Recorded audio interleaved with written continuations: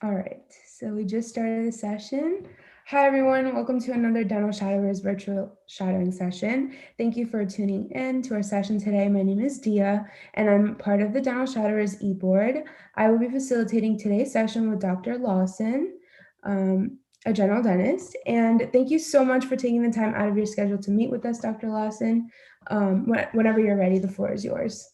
All right, awesome. Well, thanks for doing this, Dia. And this is a really cool concept that you guys have put together, because I know that it's tricky to do shadowing during the times of COVID. And I do think that it's really important for people that are thinking about dentistry to kind of know a little bit more about dentistry. You know, sometimes you just put shadowing down on your resume as something so that you could get into dental school.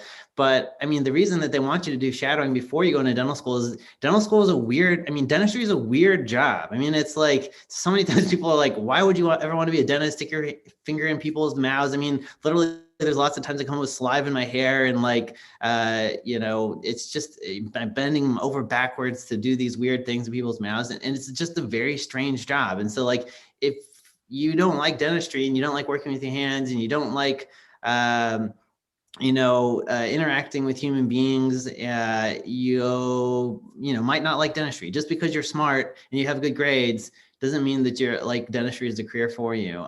So that's why I think, so I'm going to give you like a very kind of honest summary of dentistry, and it's not all good. I also need to say that I'm a little bit different in that, like, I don't practice dentistry in a private practice or in a clinic. Like, I teach at a dental school. So I'm going to go through my whole background into my particular career, which is in dental academia. I kind of looked through some of your previous videos. I didn't notice anybody that looked like they were teaching. It looked like a lot of people that were in practice. So it's a little bit different pathway to get there. Also, I did a little bit different program where I did a dental school and a PhD at the same time. So I'll tell you a little bit about that pathway, which is a little bit less common.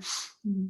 And then towards the end, I'm going to go through and show you like some dentistry, because I know that oftentimes, it's not, people that are thinking about going to dental school, it's nice to hear about the process and, which classes to take and that kind of stuff. But then you also kind of want to know a little bit about the job and see what kind of stuff you actually do. So I'm going to try to break it down to you. I always have fun talking to people that aren't in dentistry yet, that are thinking about it, and trying to talk to them about dentistry in terms that it's not like, the buccal lingual line angle of number 17 is, rotated distally to, because if I was in college, I'd be like, what the hell is he talking about? So I'm gonna try to break it down. So hopefully it makes some sense as to like what we actually, little holes we poke in things and how we, the glues we use and that kind of stuff. So that, one, to show you a little bit show you about dentistry, and then also so that, if you're in your interview, I'm going to try to introduce some terms so that, you can talk about dentistry and say, oh, I watched a webinar and I saw, somebody do a DO composite on, number 6, and, that could, whatever,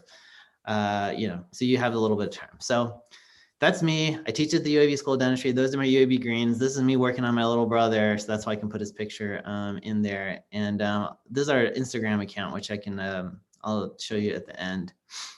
But so I'll talk about my path to in training for dental school, which was a DMD PhD program. So I did that at UAB. I graduated from dental school in 2011. I graduated from the PhD in 2012. So I'm 37 years old. Most of the time when dentists or when patients look at me, they think I'm like a 12-year-old. I remember a funny story was when I started teaching at the dental school, I like get into the elevator and the first day, and one of the second-year students looks at me and he's like, oh, you must be new here. I was like, yeah, I'm new here. I was like, and I'm thinking in my head, how does he know all the faculty members like that he recognized and knew? He's like, well, dude, he's like, first year dental school, super tough. He's like, by the time you become a second year, it'll be way easier. So he like thought I was a first year dental student, and I had been out for a number of years. So I look super young, and it's going to be something that you're going to, people don't always talk about the fact that when you first start in dentistry, particularly if you're baby face like me, people will kind of like look at you and wondering if you're old enough to be doing this and old enough to trust you. And you got to go through this awkward thing where,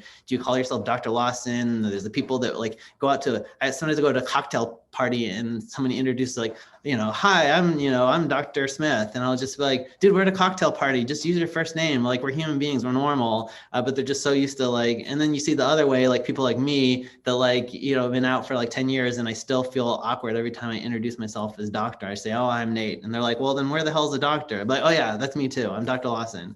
So anyhow, you'll get a lot of weird tidbits like that throughout the night for me. So anyhow, so my experience, was it? Yeah, this was this.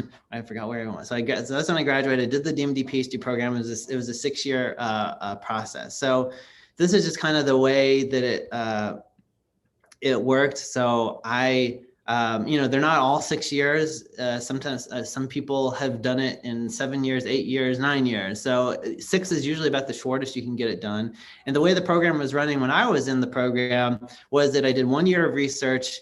I got a master's degree, which was optional. Then I did 4 years of dental school. So the first year I was there, I took some dental school classes with some of the dental students that were my same age. And then I didn't see those people. Then they got to go ahead of me. And then I started with the next batch. And it was nice for me because I went through all 4 years of dental school with those same 4 people. And dentistry is a team game. Like I tried to make it through dental school without being friends with my classmates, and it did not work out so well. I mean, it wasn't my intention, but I just didn't think you needed to. Like in college, like you could live in a bubble and never talk to anybody else and make really great grades and make it all the way through. If you try to do that in dental school, you will fail. It's like you have to work as a team. You have to work with your classmates in dental school. So that was nice. I mean, there's some DMD PhD programs where you do 2 years, you stop and you do your PhD, and then you do you finish out your 3rd and your 4th year with a totally new batch of people, which psychologically for me, that would have been a little bit tough because, you integrate with your class when you start dental school. And then the way that I try, the way that, usually a PhD can take 4 years and a dental degree can take 4 years. So it's like, how the hell do you get both of these things done in 6 or 7 years? That's because you try to expedite your PhD while you're in dental school. And so I'd work, everyone else is taking a break and having a good time on their summers or weekends or studying for their boards or whatever. I'd have to try to be in the lab, getting caught up in my research. So it didn't exactly make dental school an enjoyable. It's pretty hard. So the DMD PhD plus the DMD plus the PhD made it a pretty challenging thing. But then I finished dental school and then I had to finish up my research. And so I spent that last year kind of finishing up my PhD and finishing up the research. And I got lucky that my project wasn't too hard and I was able to get it all done. They said, you might not get this done in 1 year, it might take 2 years. And honestly, I probably rushed my PhD a little bit. And like, if I would have actually spent the extra year and gotten better results and learned a little bit more, I might be a better scientist today. But I was in a hurry to get out and start my life and make a little money and do something else. And so I wanted to just get it over with. And, when you're in your 20s, you think that like, there's like a stopwatch in life and like you have to get everything done as quickly as possible. And now then you get to your point where you finish all your school and finish everything. And I'm like, God, life is actually pretty long. Like, what am I going to do with the rest of it? So looking back on it now, might not have been like in such a rush to get every single thing done so quickly. I don't know what I thought the huge rush was. So anyhow, that was the process for me. What's my next slide here?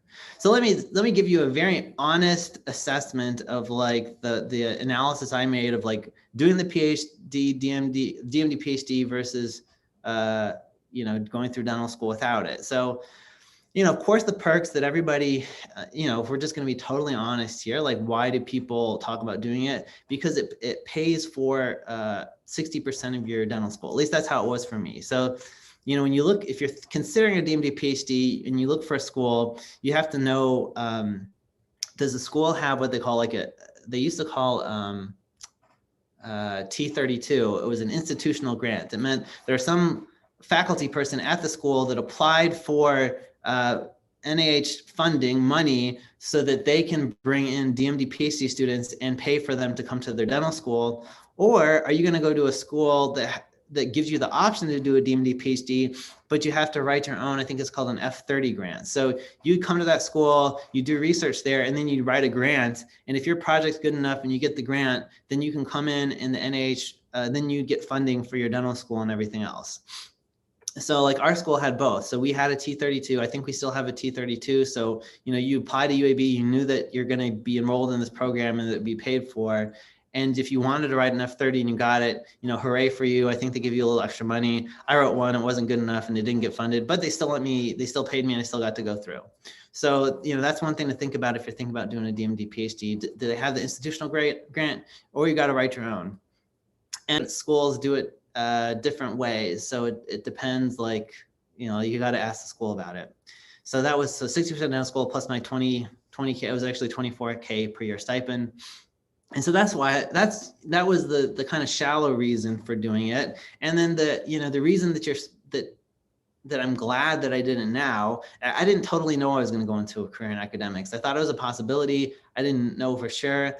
But now that I'm in academics, that PhD is so valuable. I mean, honestly, sometimes I think, do I even deserve this? I don't think I have this huge amount of knowledge that somebody that didn't get a PhD has, but it just gives you so much street cred in the academic world. When you go to apply for a job, when you apply for a promotion, when you apply for anything, you want to be an expert witness, I do some of that. If you want to go out and give lecture presentations, and you got the PhD, people think you're a genius for some reason, even if you're not. So, that's kind of been a perk. And then of course, obviously you get the experience. The difference I think between a master's and a PhD is with the PhD, you're kind of just left, here's a project, get it done, figure out how to do it. And you have a lot of internal responsibility to figure out how to do a lot of these things. You don't have somebody saying, okay, now put this in that test tube, shake that test tube, pour it out, add this thing, see what color it turns, measure it. Okay. And then you write it up and you say, okay, here, I want my diploma now. Like a PhD, they say, okay, here's a problem. You kind of read about it, try to figure out how to do it, come back and tell us if you think you could do it and what you need to order, and then try it and then see what your results are. And then we'll talk about what you want to do next. So there's a little bit more, it kind of teaches you how to be it's not like a class where they sit down and say, here's how to do all this stuff. It kind of teaches you how to think as a scientist. So that's a little bit about the PhD. Some warnings, when I went through the program, I'd make a lot of other friends that were in the DMD PhD program. We're a community. We meet at some of these research meetings, and some of those people are still my really good friends. And it was a really awesome thing because there's not that many people that do a DMD PhD that are that crazy to do something like that. So one thing that I'd see is we'd go to these meetings, the people that were miserable were the people that were okay, they did the math. They're okay, so it pays for dental school 60%, and I get my stipend, and I'll save that, put it in, and I'll invest in the stock market. And by the time I get out, I won't have all this debt, and but I really know I'm going to graduate, and I'm going to go in private practice, and then I'm just going to make a ton of money, but I won't have the debt. And they had no interest in research and no interest in academics.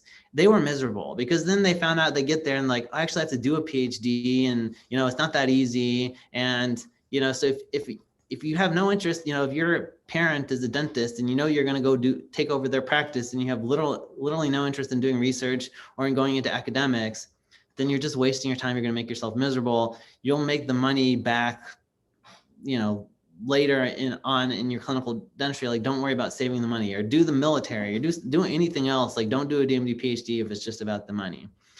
So that would be my warning there. Okay, I'm gonna give you this very honest. I don't really know. Let me see okay.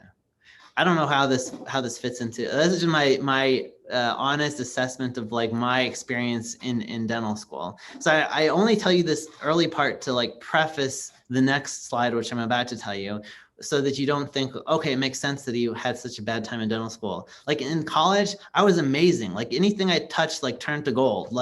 I'd make A's in all my hard classes, and I went to Tulane, for college, and I did engineering. And engineers are usually supposed to make bad grades, and I'd make good grades. I was I must be a genius. I don't understand how the calculus 3. It was easy for me.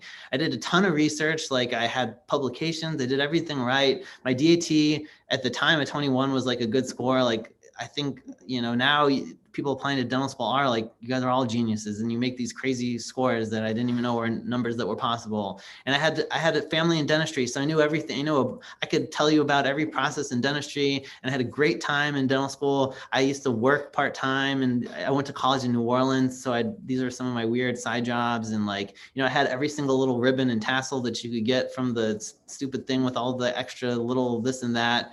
I was pissed off because I didn't have a 4.0. That, I mean, I was just like a great student in college, and I got to dental school and I was miserable. I mean, I was such a bad dental student. I barely squeaked through a dental school and I couldn't figure it out.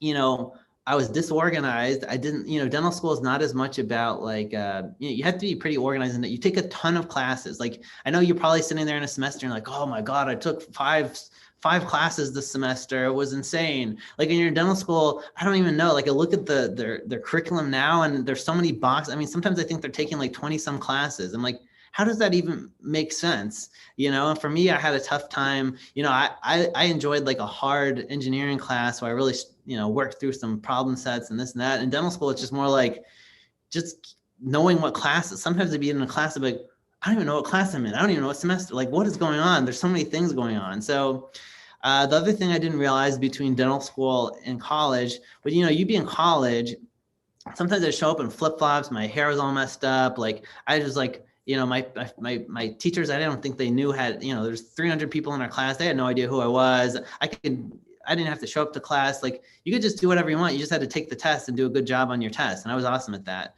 But in dental school, everybody, you don't realize this. I probably didn't never realize this throughout dental school, but I mean, in our school, there's 60 students per class.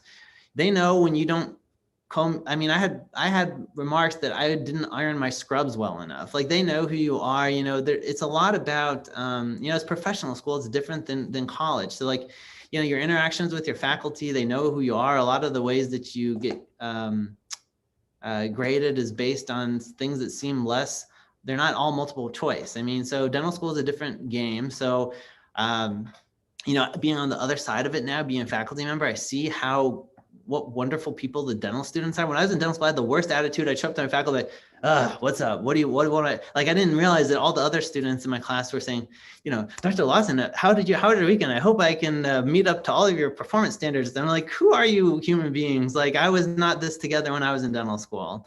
The other thing, I didn't realize that how important it was to be good friends with your class and work together, because I think that's why I was, you know, had a tough time in school until I made more friends in my class. And I realized they'll tell you, hey, did you know we have a test tomorrow? I'm like, oh, really? Yeah, here's the important things. Here, let's study together. And I was like, oh, I could never have done this on my own.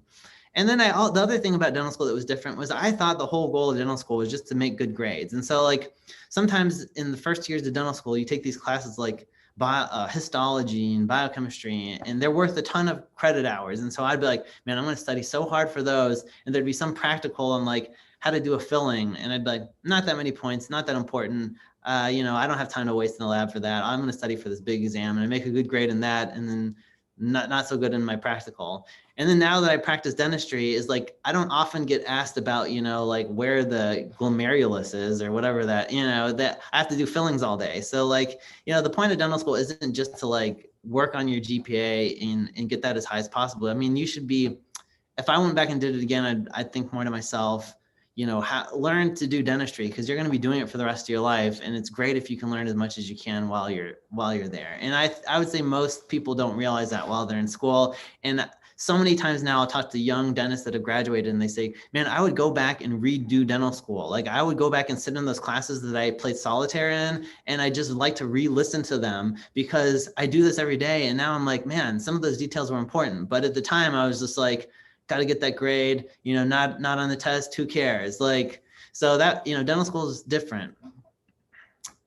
All right. So that's a little bit about my experience in education. I'm going to tell you a little bit about my experience in the workplace. So when I graduated from dental school, I did the DMD PhD. And like I told you, it was this PROS residency. I don't even put it in the slide because it was like, I didn't enjoy it. I did it for 6 months and then I quit. And then I was thrust out into the working world to find a job in dentistry because I didn't really have a life plan. Like I wasn't ready to start applying for academic positions. I didn't know what I wanted to do. And it was very easy for me to find this first job, which was I worked for what we call a DSO or dental service organization. I don't know. DSO is what we call them, or corporate dentistry. They'd be like an Aspen dentistry or any of those chains that you would see you know, when you drive down the street.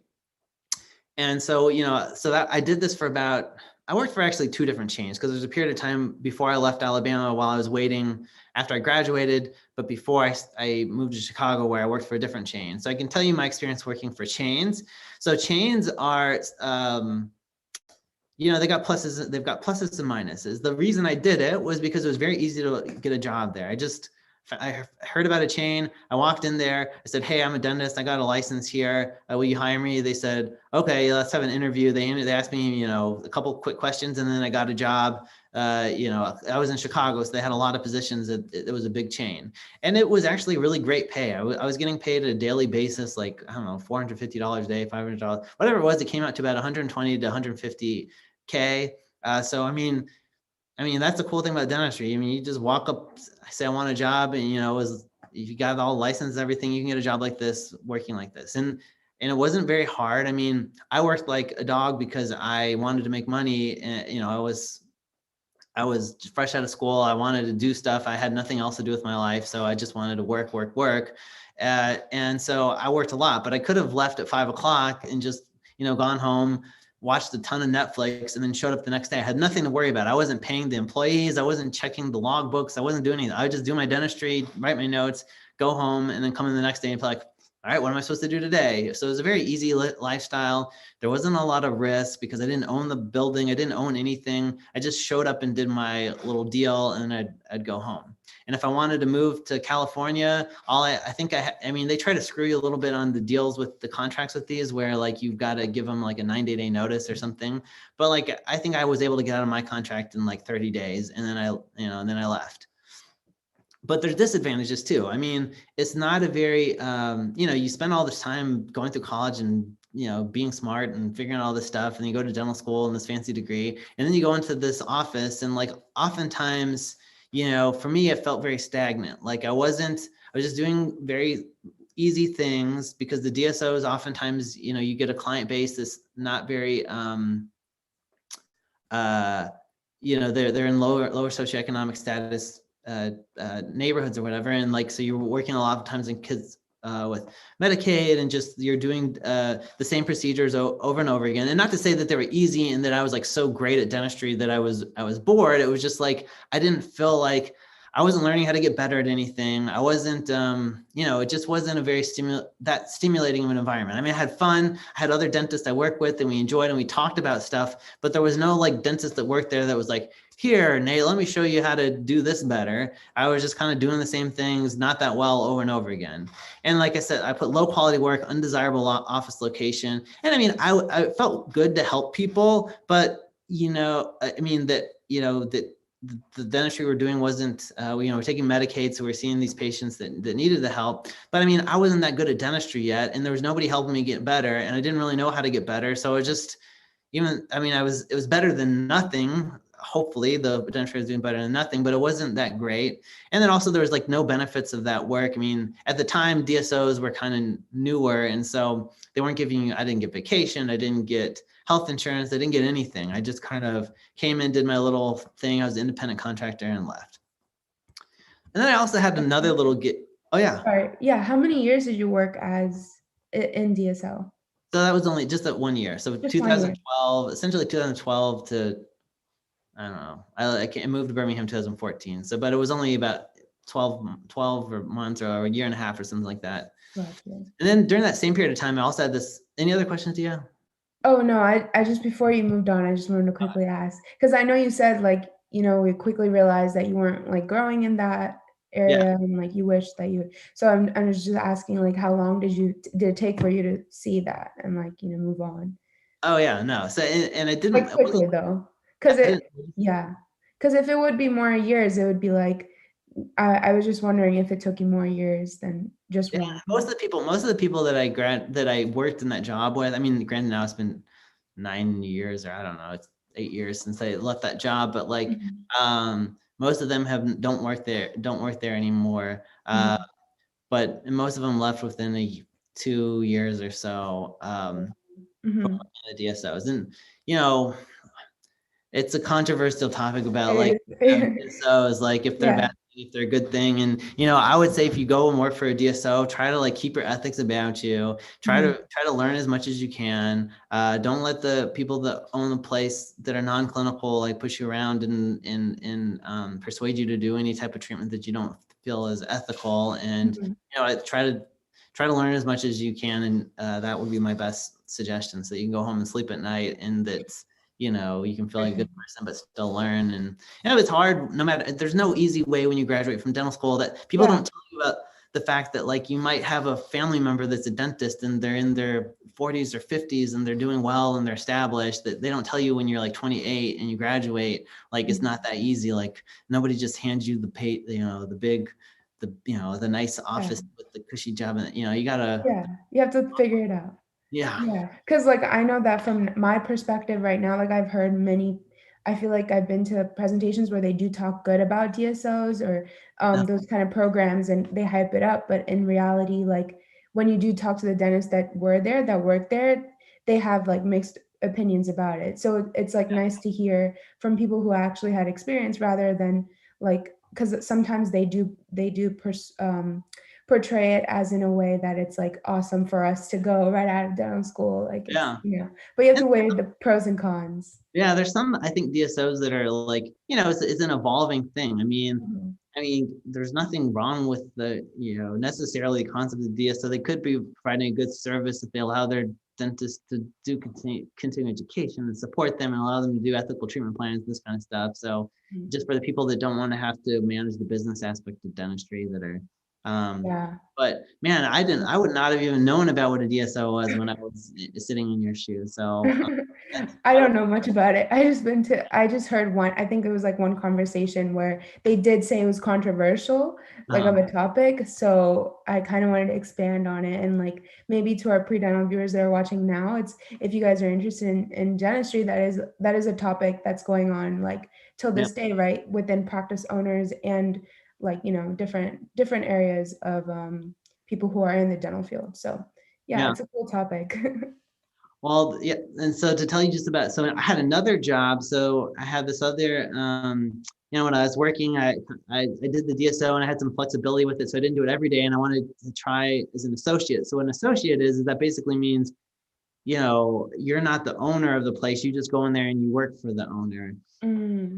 That's what a lot of people when they graduate will do. They don't do a DSO, they'll be an associate. Not very many people graduate out of dental school, pick up their degree and then go out and take a big $1 million loan from the bank and say, hey, I'm gonna buy this building and put chairs in it and do dentistry. There's usually you have a period of time where you kind of learn some stuff first. So as an associate, my experience was, I walked into an associateship that it wasn't bad, but it wasn't like ideal either. So mine was a not that busy office. It was a kind of an older office where there was just one chair, and the dentist that worked there wasn't there. He would just, I think he owned 2 offices, and then he would have people work in his other office. And so I was there by myself in this chair that was kind of older and older equipment, and sometimes only one patient would show up. And it was nice because I could call him on the phone sometimes and we talk about patients, and he'd give me some mentorship there, which was unlike my other DSO job. And then sometimes I would have patients that had good insurance, and so they'd want more, complicated dentistry. But sometimes with better patients, one thing that'll come is that you're a little bit more, they're more demanding of you. So you're a little bit more afraid, if something doesn't work and they have to come back again, they're like, I'm paying full price for the why I have to come back again, so there's a little bit more stress there with messing up when you have a different patient base. So sometimes it's, when you have patients that have lower expectations, not that you're doing less good work, but it's like, if you make a mistake and they have to come back again, it's okay. Or if you have to send them somewhere else to get something done, they're not going to complain as much. So sometimes that's good. And then also sometimes I have friends that really lucked out and they associated for a dentist. Sometimes, a lot of times they'd be willing to move to a place that maybe was less desirable. I was like stubborn. I was like, I want to stay in downtown Chicago because I think that's going to be cool. And so, it's a lot more competitive to find a good associateship. But I have friends that lived in rural places where they found a dentist that was basically like, I'm ready to retire. I'm going to teach you everything that I know. And, they had a great experience. And then, so then I move on to like what I do now, which is I teach in a dental school. So in 2014, I took over my job, and sometimes people would look at me and they'd be like, is this your full-time job? Like, are you old enough to be the teacher? I was like, how old do you have to be the teacher? Yes, this is my full-time job. I don't like do this part-time and then go home and watch Netflix the rest of the time. Like, yes, this is my job. I teach at the dental school. So I love it. And I've been doing it since 2014. I'll tell you, I'll start off by talking about the obvious, which is why most people that were doing the DMD PhDs were kind of hesitant to say that they want to do academics, is because your paycheck is much lower. So, I mean, you see those crazy numbers in US News that the average medium salary for dentist is like 240,000 or something crazy like that. But like when you teach, like when I first started, my salary was 85,000. Now you can go on the internet and find my salary at something like $101,000. Which for me is more my, I mean, it's not bad at all if you think about the fact that I get my health insurance paid for, I get vacations paid for, I get money put into a 403B, which is like a retirement system, which I didn't get with my other job. And I have, a pension plan if I stay at the dental school for 10 years, which I'm almost at. So it's like, you get a lot of perks like that. And I don't pay for a lot of stuff. I don't pay for my license. I don't pay for my insurance. I don't pay for any of that stuff. So, I mean, financially, when they say you can figure in 30% perks is what the university pays. So it's like adds an extra $30,000 onto my salary. And then I also get to practice. I could practice a day a week. I practice half a day a week. So I make money off of doing that. And then I can, you make extra money speaking or serving as an expert witness or doing different things like that. So you have other opportunities to make the money back, but it's not all about the money. It's also about job satisfaction, which I'll get to. One misconception about being a dental school teacher is people always say, oh, that's great, you're a dental school teacher, you must do that so that you can kick your feet back, it must be super easy. And for me, my super easy job was my DSO job. I literally left at 5 o'clock, or if I'd stay later if I wanted to make extra money, but I could leave at 5 o'clock. I could go home and watch Netflix. I could go out and Chicago, I'd go watch a show or go out to a nice dinner. I had a great social life when I worked for a DSO, and it was a great, awesome social life. I was totally unfulfilled on the inside, miserable, but I had great social life. But in teaching, I'm constantly working, here I'm 6 o'clock or whatever. And, I do this kind of stuff regularly. I'm always working on my laptop all the time. I love it, but I'm always working weekends, evenings, always. I mean, you don't have to, but many of us do. The cool thing about my job, I get to do a bunch of different stuff. Sometimes I do research, sometimes I do clinics, sometimes I teach, sometimes I go out and lecture places. And another really fun thing is, when you work in a dental practice, it's a very isolated job because you're the only person, that kind of relationship. And then, a lot of other people might be your employees and they can be your friends, but it's whereas at the dental school, I have all these other faculty members that are in my exact same position, and we go out to eat lunch and we're in the same boat. And, those are invaluable perks of my job. I love my friends that I have in the school, and they've become just really good friends of mine. And in working with students, I mean, that's a different relationship. I mean, it's a fun relationship. They have expectations of you, you have expectations of them, but it's they're smart. And, in the dental school, everybody's brains are so good and everybody's so smart. And, you're working with all these talented people. And most of the time the students are smarter than me and they help me do things and make me look good. So it's legitimately fun. And for some reason, all the dental students are so nice to faculty. I mean, I feel guilty that they're so nice to me, and sometimes I'm like, you don't have to be this nice to me. I was like, never mind, just keep on being nice to me. This is great.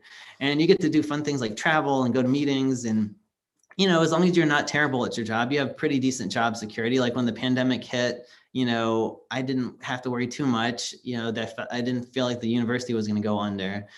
So teaching school, some deep thoughts about my journey. I wonder what these are going to be. Oh, yeah, this is very honest. Man, when I was making these slides, I was being very honest here. So, when I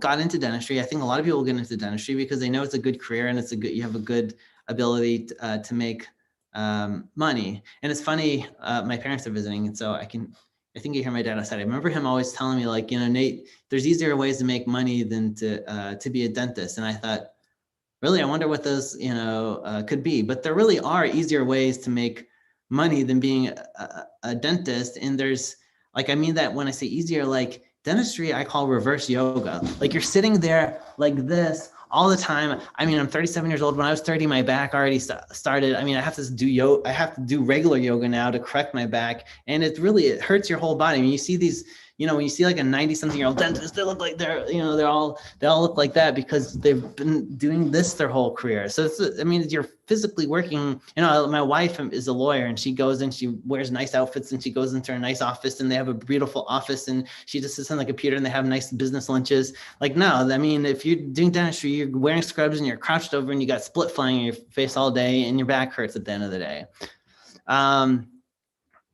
And then also, I didn't want to do medicine. Honestly, I would never admit this to a doctor, but I just thought it'd be too hard and be stressful. And dentistry it's easier. I mean, you got people's teeth on their line, but it's not like they're going to and of course, some people could die and you could save some person's life by finding cancer, but it's not like a daily thing where you go home every day and you're like, did my patient survive my filling? They did. They probably survived your filling. So that is a reason I want.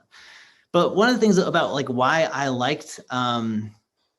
ended up liking dentistry were not the reasons that, I thought I was going to like it because I thought I was going to be like this, super rich, person and my life is going to be super easy. But I actually ended up liking it. Actually, I'm going to go to the middle reason first is I do feel like, there's some jobs that I can imagine at the end of the day, no offense to anybody if they're considering being like a stockbroker, but I'd have to imagine at the end of the day, you go home and you think, what have I done for society today?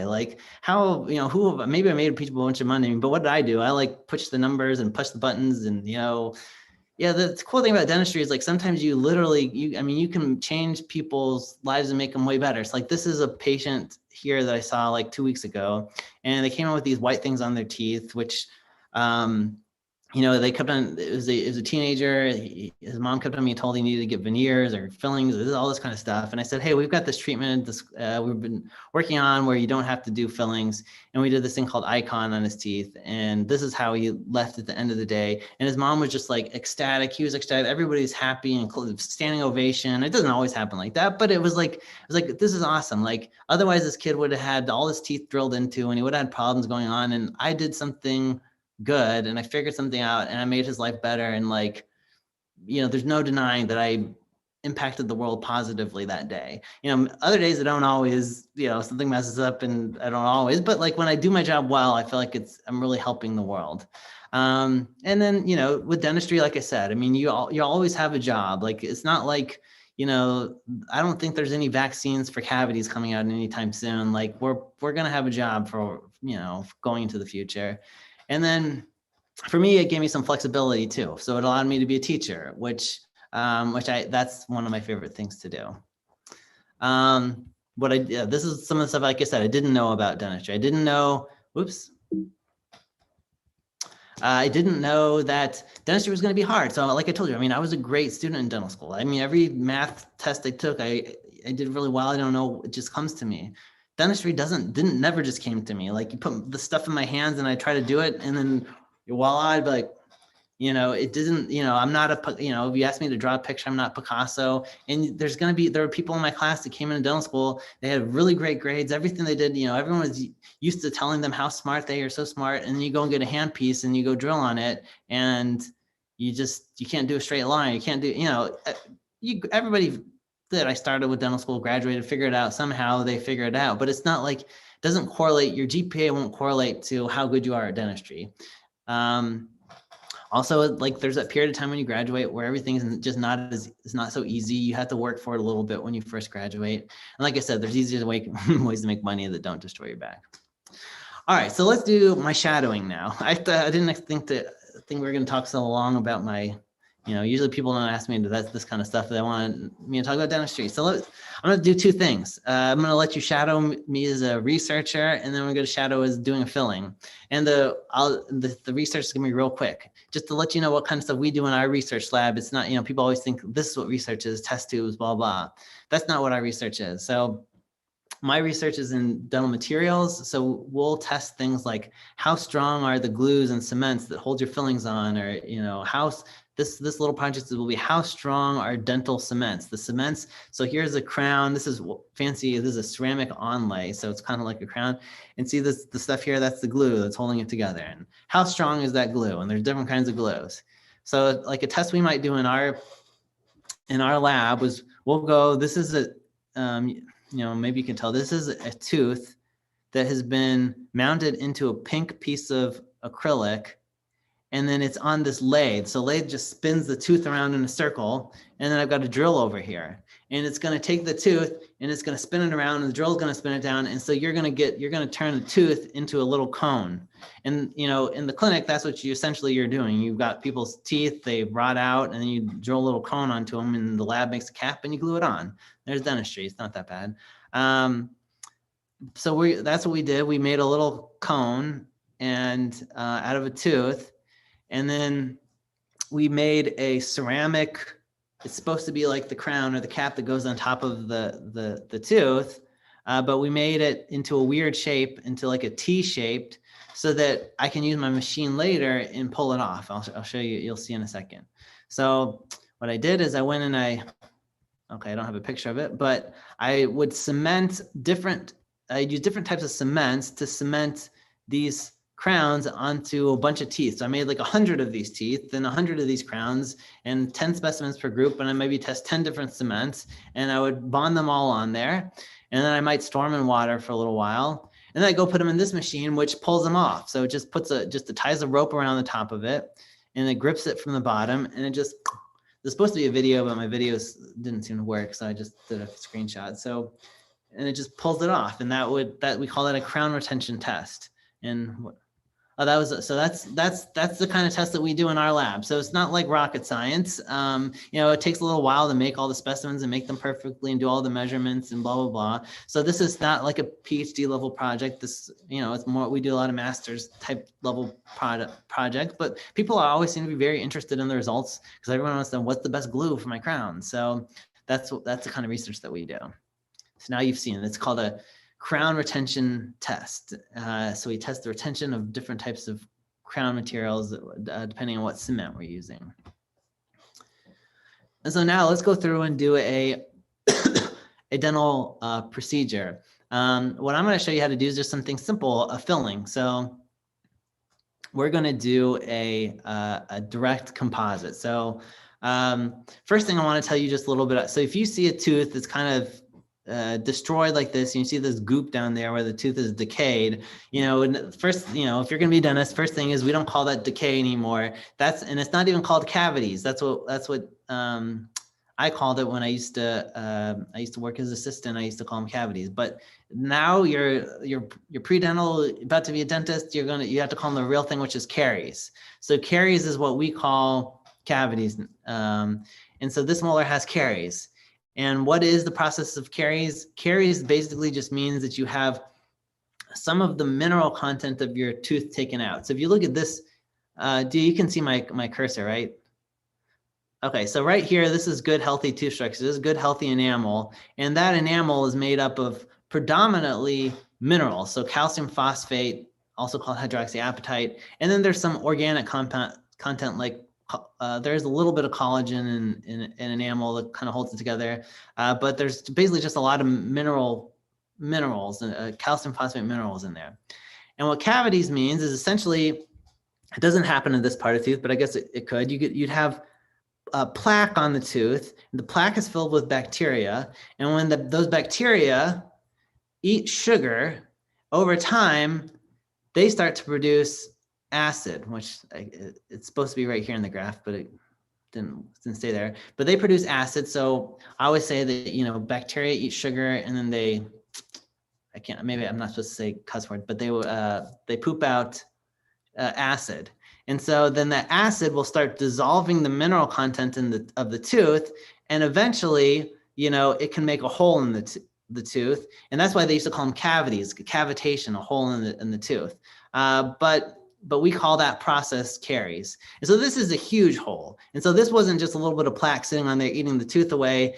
Honestly, what this was is somebody had that, and then somebody cut away the bad parts of the tooth and put a filling in there, and then that filling caries around the filling, and so that's why you see so much tooth missing here.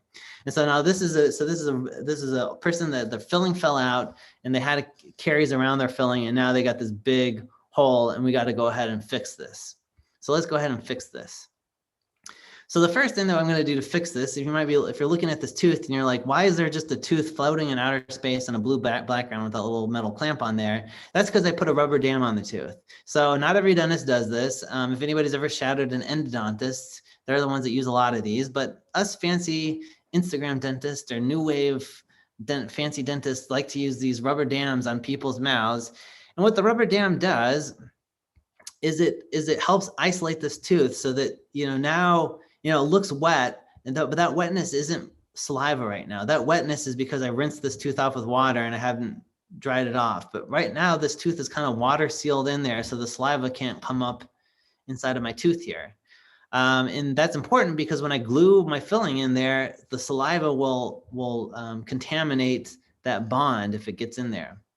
And then practically it's nice just because it pushes the patient's tongue and cheeks out of the way. I mean, not every dentist is going to admit this to you, but I've worked on patients. I'm drilling, I got a little dangerous little drill in their mouth, like a little Dremel. And all of a sudden this patient sticks their stupid little tongue right next to my drill. And all of a sudden now I've lacerated their tongue. Luckily the mouth heals up very fast, but it's a very crappy day and there's blood everywhere and it's scary. So like, I love the rubber dam. It pushes their cheeks and their tongue out of the way. Okay, that, lacerating tongue happened to me, okay, I'll admit twice. It shouldn't happen to you a lot. I mean, if you're lacerating constant tongues, you're probably need to like reevaluate how you're doing dentistry. But you will nick people's tongues and cheeks and that kind of stuff. So the rubber dam is great for that. It also helps stuff from going down their throats. So the patients, I'm putting this big latex thing in front of their face and they're thinking like, you're going to suffocate me with this. I'm like, hey, this is going to keep stuff from going down your throat. And they're like, oh, okay, that's kind of cool. Okay. Next thing I got to do is now I go get my drill and I have to drill the caries out of there. And I have to remove it with the high-speed handpiece. So these are the handpieces that make crazy sounds in, in the dentist's offices. And, one of the interesting things is like, sometimes I always wondered about that. How do dentists know, or how do doctors know when they look at something, if this is healthy tissue or bad tissue? And, if you look at a tooth, how would you know, is this bad? Is this part down here bad? Well, with caries, you're going by color and hardness.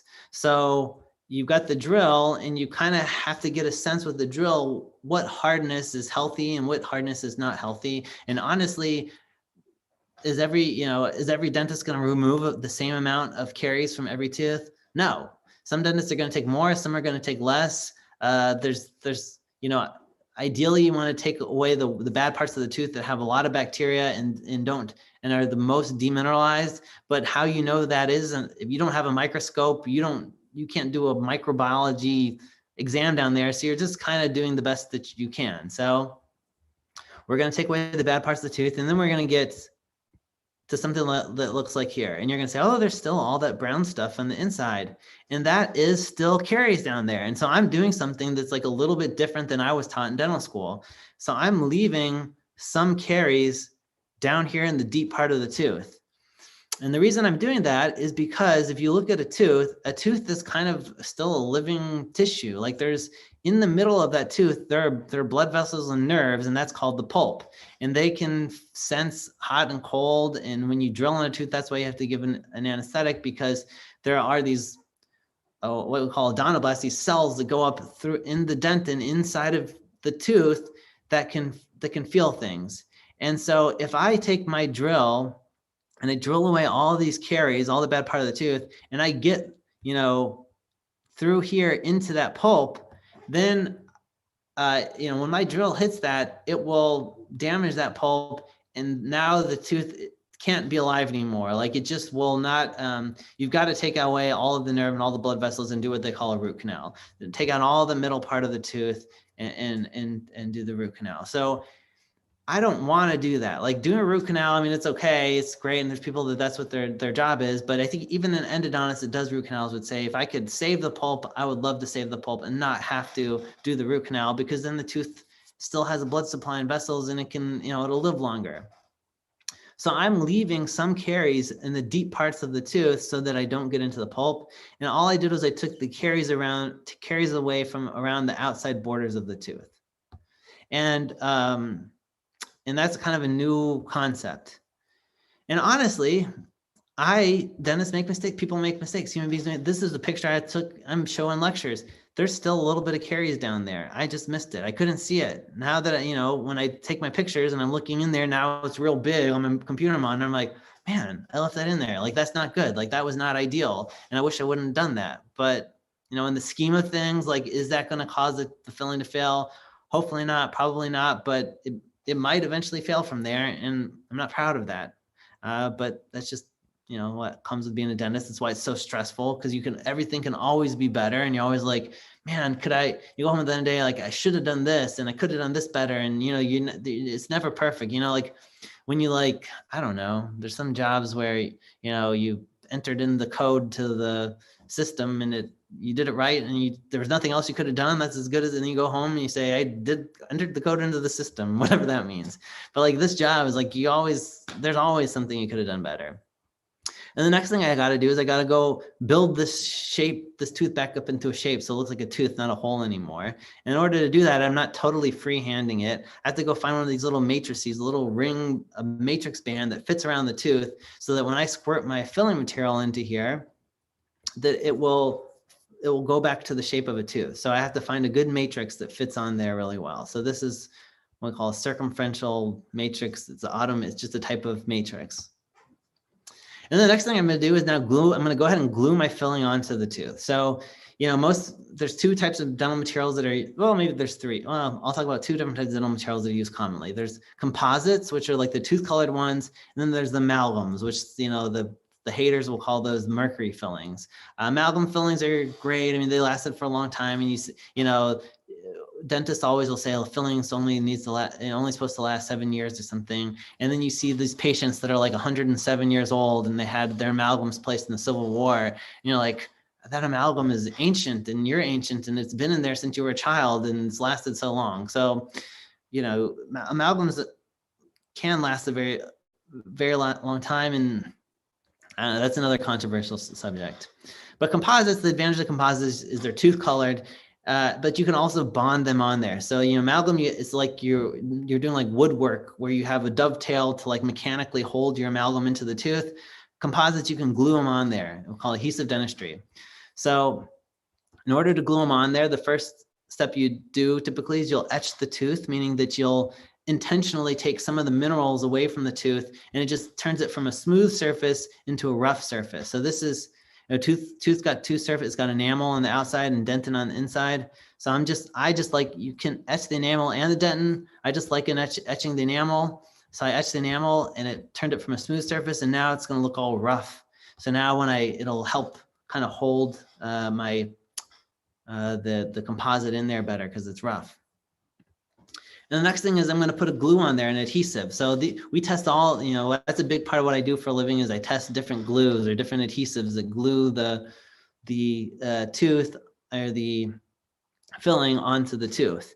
And you have to imagine adhesives a pretty great thing. I mean, they didn't have adhesives, the good adhesives that they have now, I don't know, they haven't been around forever. I mean, the one that we use came out in 2012, and there's ones before that, but like, it's bonding to tooth structures, not like bonding to two pieces of wood together. A tooth is a pretty complicated structure. I mean, it's kind of wet. It's got alive on the inside, so you can't use anything that's toxic. It's in the patient's body. I mean, it's in the patient's mouth, and so it's got to set up in a fast amount of time. So it's a pretty amazing glue that they can get these things to work. Next thing I'm going to do is put my filling in there. I'll put it in there in layers. And so, first I like doing what we call flowable. So it's just handled differently. So, I mean, a lot of dentistry is like, it's not like I'm down there thinking about like, okay, I've got a nitrogen group that needs the double bond with the amino of, I'm not thinking on that level. I'm thinking like, okay, I've got a hole, and my hole has got a weird shape, and I got to put something in there that's going to flow so that all the nooks and crannies get filled in. Like, that's usually about the level that I'm thinking about what's going on. And then so once I get the flowable composite to fill in all the spaces, now I got to go build the tooth up. And so I was a little bit artistic about, I sold myself short that I have no artistic ability, but I've learned some little tricks to like try to make my teeth look like teeth again. So I built up the outside walls, and then I built up the cusps in one layer, and then I built up the cusps in another layer. And at the end, I got to go smooth it and make it all look shiny. And, us dentists were like, oh, I got to make it so shiny. We love things that are shiny and smooth, and it just gives us such great joy to polish things and make them look smooth. So we've got different. And sometimes I think is like golf, it's like, oh, which club do you use? Which, I don't play golf, but that's what I imagine those nerds talk about. Oh, which club and what tee did you use? What golf ball did you buy? So we're like, oh, which polisher? And when I go to eat dinner with my friends, that's what we talk about. I go out with Rachel's friends, they talk about like politics and TV, that all the lawyers, like they don't talk about lawyering. Dentists are like, which polisher did you, oh, what about the angle on that one? And what about the finisher? And how much did that one cost? And it's like, that's all we talk about. And it drives my wife crazy. She's like, why? Just be humans. All right, well, that brings me to the end of that super random lecture. Just to tell you a little bit about our little Instagram account, because I think it's fun if you're thinking about dentistry. It's you guys know about Instagram. I'm never going to do TikTok. I don't care if they disable Instagram and get rid of Facebook, and the only thing left form to communicate with human beings on the planet Earth is TikTok. I'll be like, I am sorry, I'm not participating. But we have an Instagram account where we put educational type content about dentistry, and hopefully a visually interesting way, if you want to check that out. But yeah, I don't know what time. I have no idea what time it is, but yeah, awesome. Yeah, wow, that was an hour. So if you want to do a couple questions, I could do that, and then like I said, family's visiting, and yeah. If you want to leave that up so that like people can still like go on your Instagram. But yeah, we have a few questions here actually. I'll try to pick like the best ones that cover most of it. Okay. One of the biggest questions was like if you still left the remaining bacteria in the caries cause an infection of the pulp. So you still left the caries in there. So like why did you leave it in there actually? Okay, so that's a great question. Let me just pull this. So yeah, it's funny that like, I remember presenting to some high school students, and I showed them a picture of one of my preps, and they looked at it and they're like, you still left something in there. And I looked at it, I was like, oh my, I really did. I didn't even notice that. How did you guys know they're like, well, it's brown and it looks ugly. Yeah, I mean, so the concept of leaving some of the bacteria that's still in there, you can try to get rid of them by doing antibacterial agents like chlorhexidine or something that you put on top of those bacteria to try to kill them. Or the other idea is that you're sealing them off from food nutrition. So like, that's why I had that outside layer where I took away all of the carious tooth structure. And so I could seal them in there and just let those, little suckers live in there without any food, and just hoping that they're going to die of starvation inside of the tooth. I mean, yeah, there's a chance that, they're tenacious and they hang on, and then they tunnel their way down into the pulp and cause a root canal. But the idea was like, well, if I took them out of there and I stuck my burr in there and pushed bacteria in there, then I was already going to need a root canal. So it's like, what do I have to lose by trying to like save the tooth? Mm-hmm. That's a great question. Yeah. Someone actually said, so by sealing them off with the composite, does that essentially kill the bacteria so it won't spread into the pulp, which is what you just said, right? Yeah, that's the idea. I mean, do we know that actually works? They've tried to do some studies where they like seal them off, and then they come back in later and they take the filling out and scoop it out and try to culture and see are there any live bacteria in there? And they've had some studies that show, yeah, there's a lot less, if you seal them off, then, you've gotten rid of, a lot of them. So yeah, gotcha. All right. So then someone asked, what's your favorite topic? Wait, oh, sorry, I just saw it. It was, what do you like most about teaching in a dental school?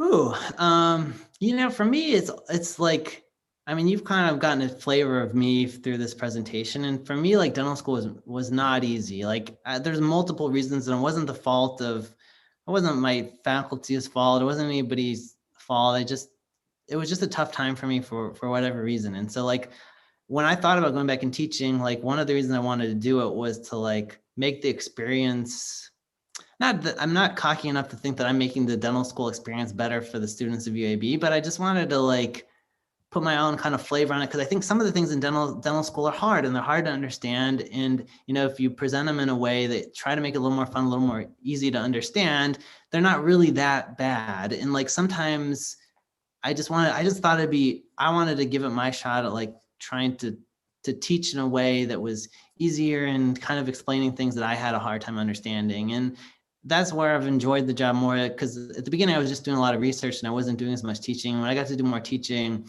like that's what I love. I mean, the research is fun because, if you can figure out something, a problem, and you could try to solve it. I'm not always able to do that. And sometimes the research doesn't make any sense. And I feel like I learned less than I knew before. But the teaching has been it's been fun. Mm-hmm. And is there anything specific that you would look for in a master's program? In a master's program? Yeah. It kind of depends, like, what you're doing the master's program for. And because we have people, I run a master's program at UAB. It's really geared for international dentists that are coming over to the US after they've done a clinical degree. But if you are, I think most of the time if someone's doing a master's degree in this context, they're looking for something to do in between their bachelor's and going to dental school for whatever reason. Either they need to get some more credits or a GPA adjustment, or they need to just have a little bit, they want to have some more experience in science, or for whatever reason.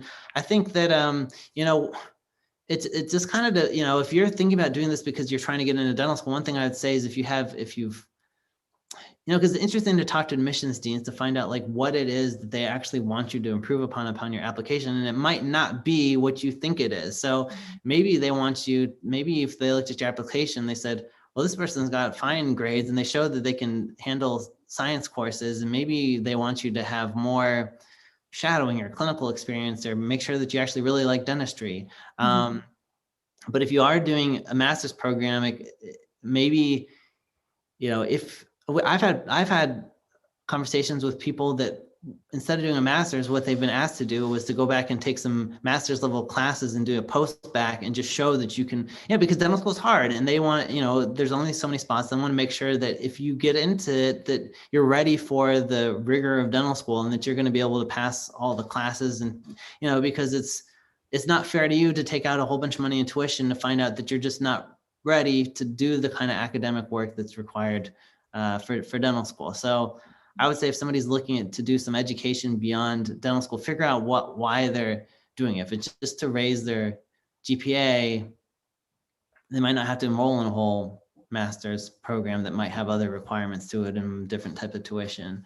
But if they're trying to just get more education, I mean, I don't know. I can't think of a master's, to be totally honest. It's going to like, oh, you did this. I mean, maybe you almost like get an MBA or something. I don't know. That might help you, in dentistry. I can't think of something that you're like, oh, I do this, and then now I'm going to be awesome at dental school. It's like specific to the situation, basically, right? Yeah, gotcha. Most challenging part of your job since the pandemic?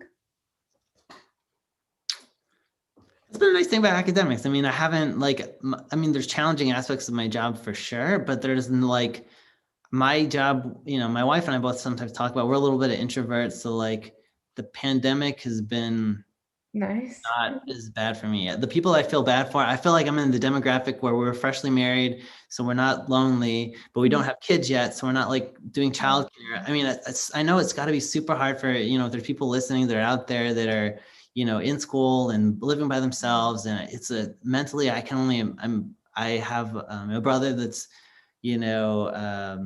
single and like living by himself, and like, there's like aspects of loneliness and stuff of it that's going to be super hard. And I can't imagine the stress of being a student on top of that. So like, I feel for everybody in that situation. Honestly, my job in academics, I was kind of lucky. I have a lot of friends that were business owners, and they were very stressed about their business and how their business was going to survive. And I felt really fortunate that I didn't have to deal with that. But now, I mean, many of them are doing really well, and they had a really great year actually financially. And so then I'm back in the same boat where they're still making way more money than I am. But it's okay. I like my job. So yeah. So specifically to you, wasn't that like Yeah, the pandemic itself wasn't Yeah.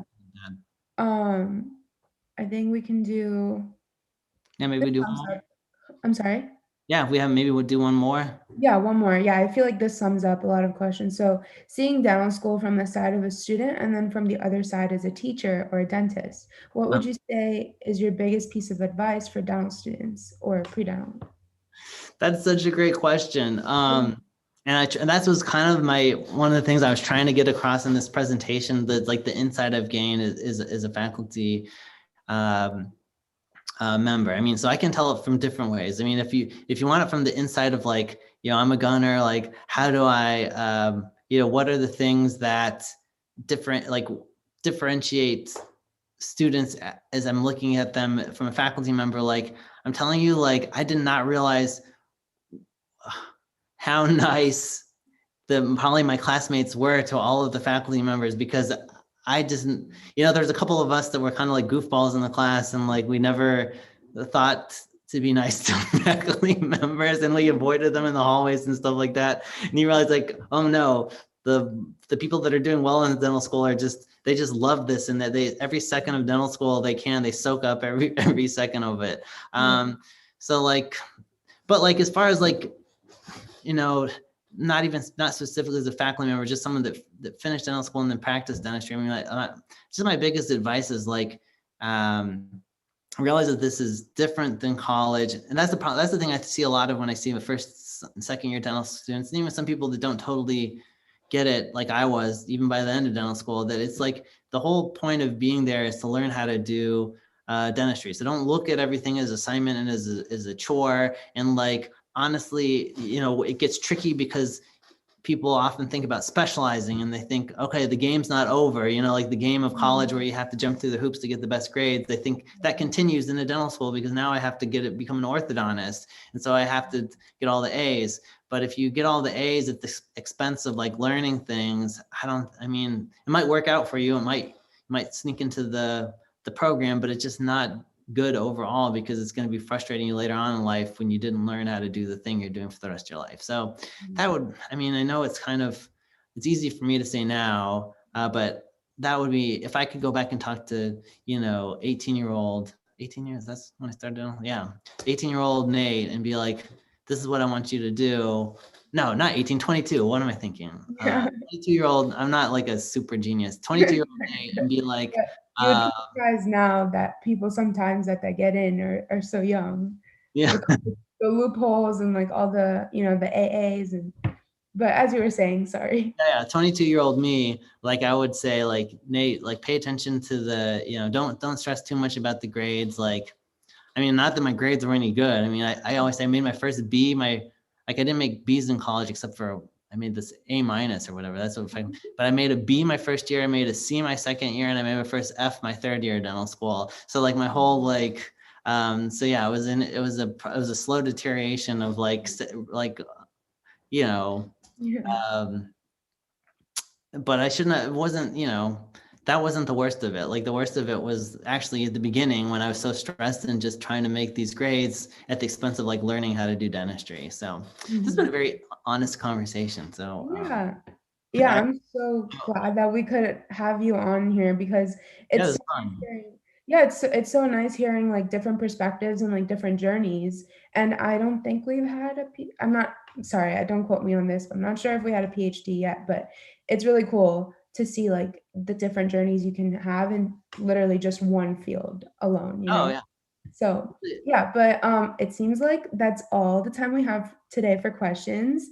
Thank you so much, Dr. Lawson, for joining us today. Your presentation was very informative, and we greatly appreciate your time and your knowledge. And thank you so much for the viewers for tuning in. The attendance quiz can be found in 3 places: the YouTube live stream chat, the GroupMe chat, and the link tree in our Instagram bio. The quiz will remain open for 12 hours for those who are not able to watch the session live. And thank you again, and I hope everyone has a great night. See you on our next session. I'm not sure when it is. I think it's tomorrow, but thank you so much again.